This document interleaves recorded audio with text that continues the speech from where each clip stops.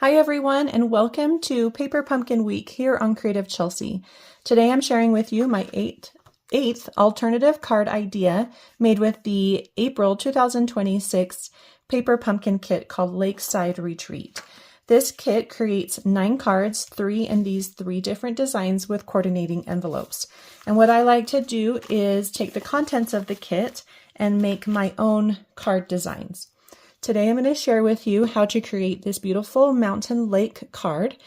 The paper that I am using as a supplement to the Paper Pumpkin kit is the coordinating Waterside Retreat Designer Series paper. So let's kind of walk through the things that you need to make this card. From the Paper Pumpkin kit, I do have a lot of the card base left over, and so we're going to be using some of the white wooden grain or the wood grain. So the white wood grain pieces, I've got a piece that's 1.5 by 4 1/4 and one that's one. So this one's 1.5 and this one is 1 inch by 4 1/4. And then I have a 1/2 inch strip that is also by 4 1/4, and that's from the blue and white stripe piece. And then I also have from the kit the white label with the 2 rounded corners.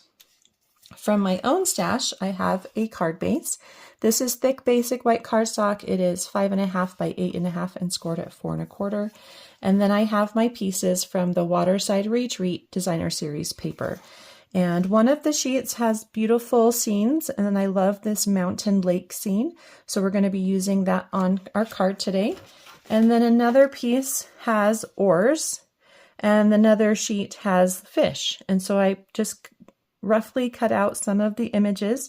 You'll notice they are not the exact images that I used on my original card, but that's okay, and we'll just be using those for our card today. So let's go ahead and get started. So folding up our card base and using a bone folder to score that score line, or fold that score line. Let's add our smaller 1 inch strip piece at the top.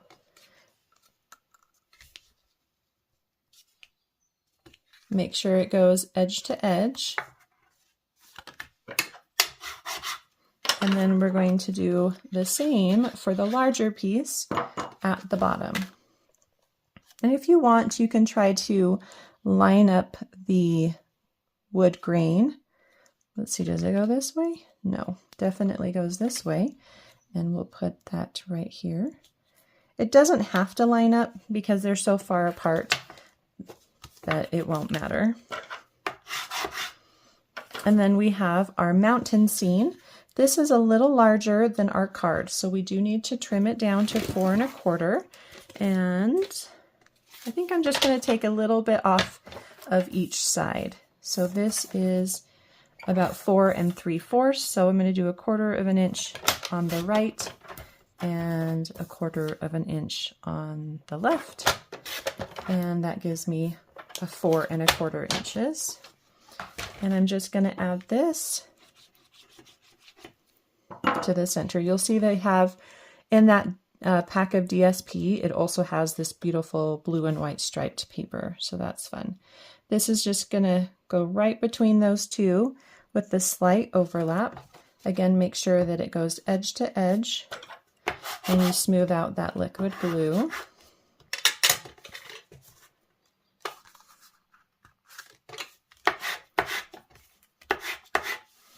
And then we'll add our blue stripe piece just at the bottom.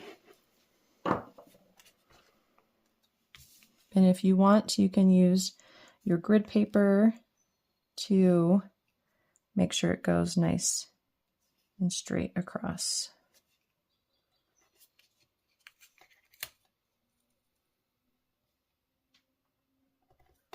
Just like that. So that is our background for our card. Already it's so cute. Just using that scenery makes the card. So we're going to stamp the greeting next. I'm going to stamp Happy Birthday in the Peaceful Pine ink.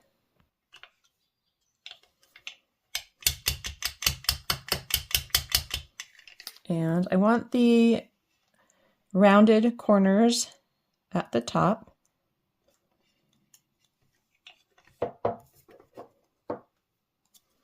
And I'm going to pop this on with dimensionals. Actually, we'll do that in a minute.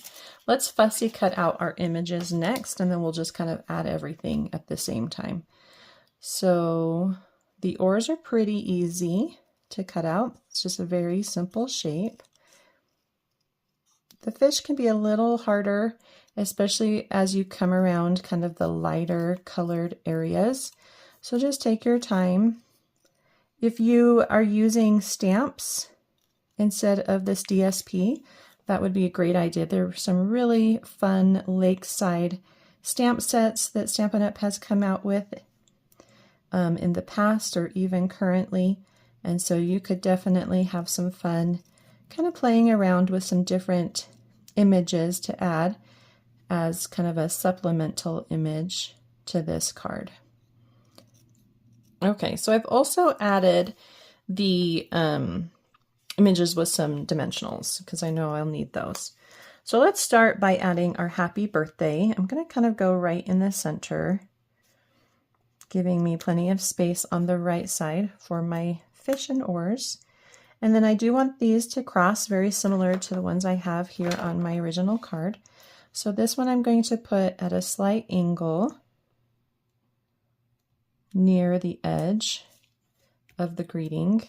And then this one is going to go pretty much from the edge to the top like that.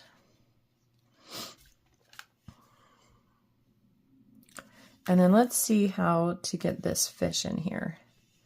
So we could just put the fish right on top of the oars, or I could try tucking it under, kind of an over. That's kind of cute. So maybe that's what I'll do there. So I'm going to put a dimensional here underneath the head and then a little one underneath the tail. And that should hold things in place. Maybe also one under the body there. You could also add some embellishments to this card if you wanted to. So what do? We had this kind of underneath. I should probably have left the paper on.